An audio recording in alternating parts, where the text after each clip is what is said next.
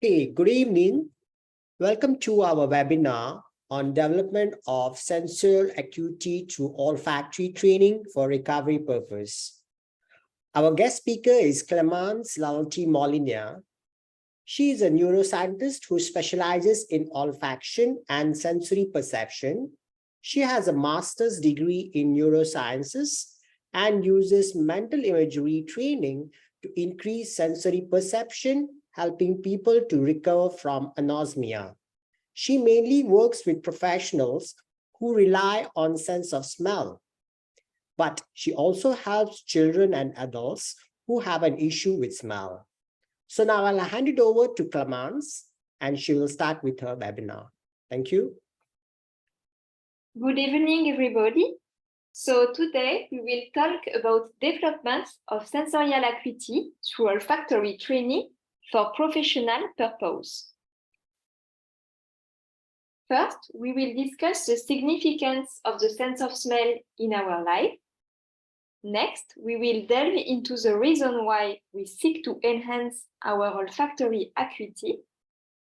I will share with you some practical tips to improve your sense of smell in your daily life.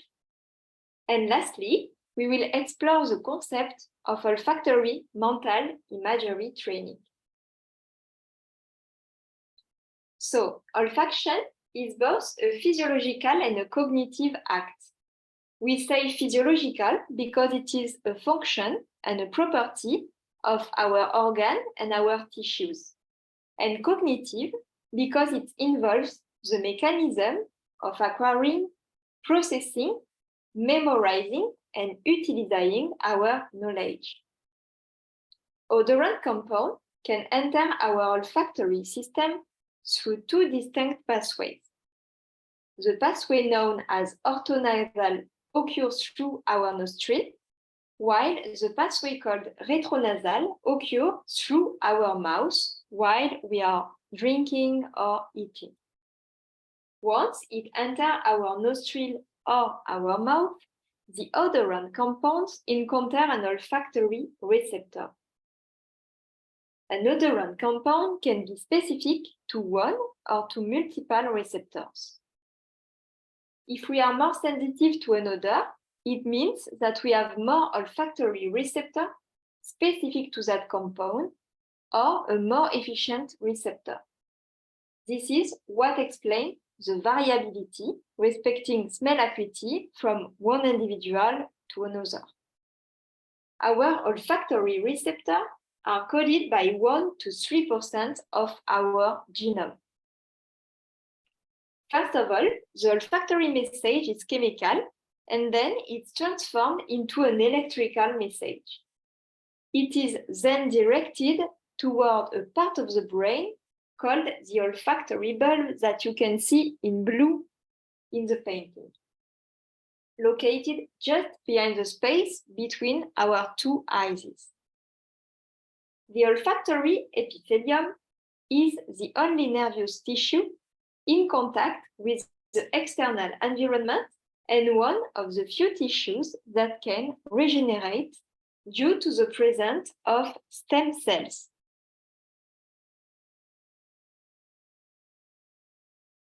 In what constitutes our intelligence, there is nothing that has not first passed through our senses.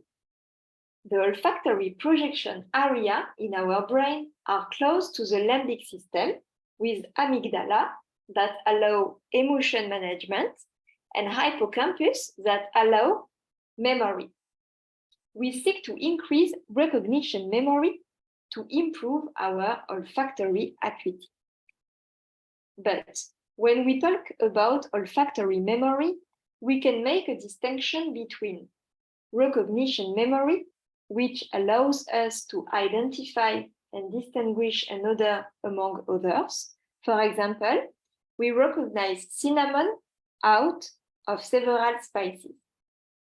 Or familiarity memory that corresponds to the perception of an odor that we can describe, but we are not able to link it to a specific memory.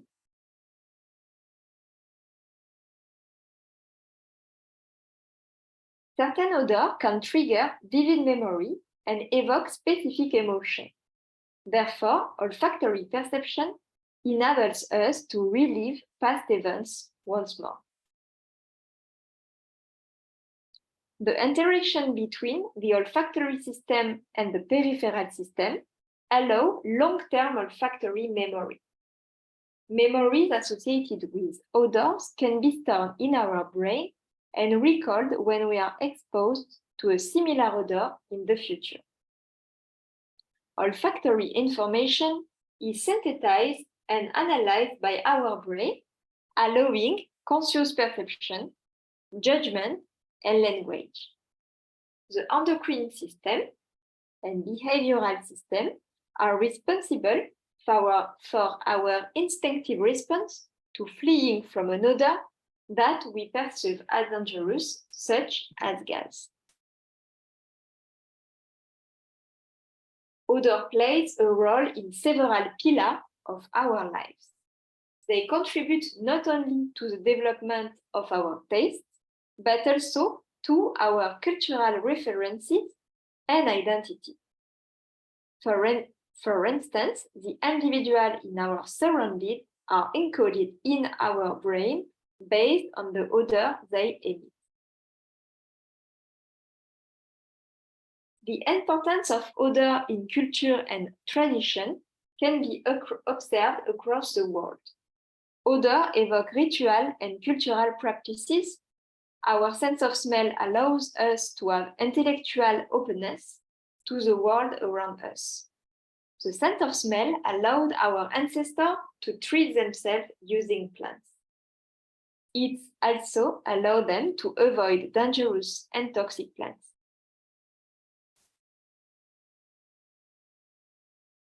So there is no such thing as a perfect taster.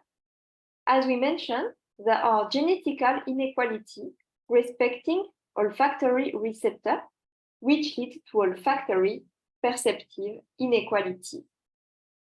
The good news is that we can train yourself to improve your perception of odorant compounds that you perceive too weakly.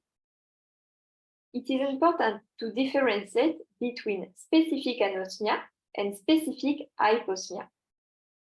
We cannot improve odor perception if we do not possess the corresponding receptor. In such case, we talk about specific anosmia. However, we can train ourselves to enhance our sensitivity to smell compounds that we perceive too weakly.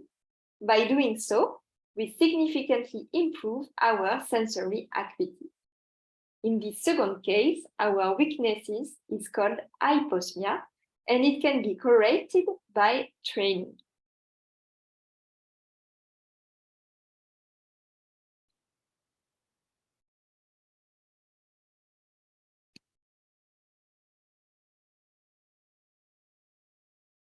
The sense of smell is a primary tool of professionals such as barista, tea specialist, sommelier, enologist, perfumeur, chef, spa leader, among others. They constantly need to improve their sensory acuity to excel in their job. The more extensive a person's olfactory vocabulary, the more sharpened their sense of smell is likely to be. Professionals need to frequently smell various olfactory compounds, spices, herbs, fruits, and other sources. They also need to expand their vocabulary to describe them. By doing so, they will be able to enhance their description, leading to an improvement of the perception of smell.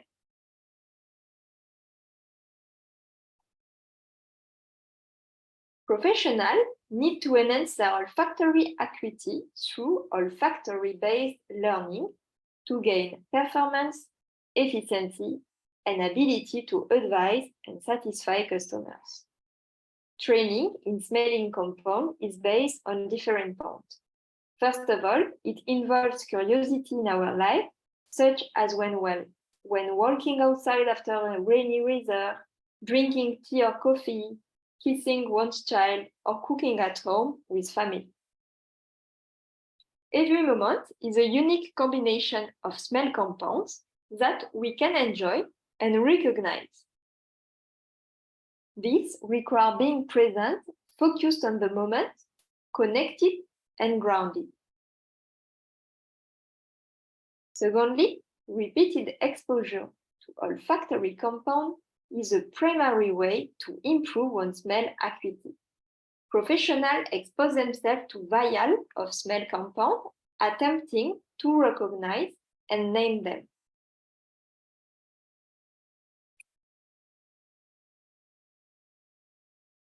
The importance of semantic knowledge should be considered. The more we acquire vocabulary, the more our perception becomes linked to that vocabulary. The goal of olfactory training is to build a mental olfactory library. Every new odor compound encountered becomes a new word in this mental library.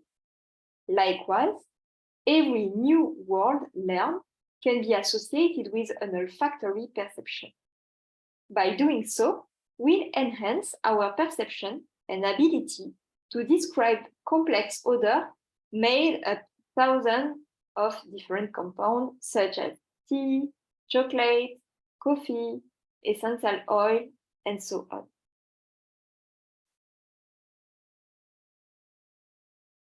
Olfactory training not only increases our sensory perception, but also enhances creativity and imagination. It increases gray matter of the brain in the prefrontal cortex, which plays a critical role in various cognitive functions, such as perception, memory, attention, language, and reasoning. What we do to increase sensory ability is blindly identify, labeling, and classifying smell compounds. It can be done alone, but it is much more effective while supervised. Training teachers get olfactory vial briefcase and guide professionals to the enhancements of their own sensory acuity. This training is custom-made and allows professionals to visualize their improvements. Olfactory training is the most documented method. It involves olfactory training for a minimum duration of 12 weeks, during which the participant must smell vials of odor compounds. Essential oils have many contraindications and are highly concentrated. They have the potential to be abrasive to the olfactory mucosa. We prefer to use less concentrated odor compounds that are as close as possible to the real source. We are starting with an olfactory training that combines odor and context, allowing the association of words with smell compounds.